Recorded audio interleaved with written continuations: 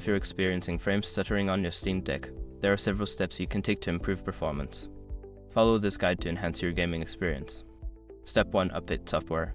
Ensure your Steam Deck is running the latest software. Go to Settings, select System, and check for updates. Installing the latest firmware can fix bugs and improve performance. Step 2. Adjust graphics settings.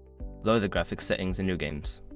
Access the in-game settings menu and reduce options like resolution, texture quality, and shadows. This can help the device run games more smoothly. Step 3. Enable performance mode. Switch to performance mode in the Steam Deck settings. Go to Settings, select Performance, and choose the performance profile. This prioritizes frame rates over battery life, reducing stuttering. Step 4. Close background applications. Make sure to close any unnecessary applications running in the background. Press the Steam button, navigate to the library, and exit any games or applications that are not in use to free up resources. Step 5.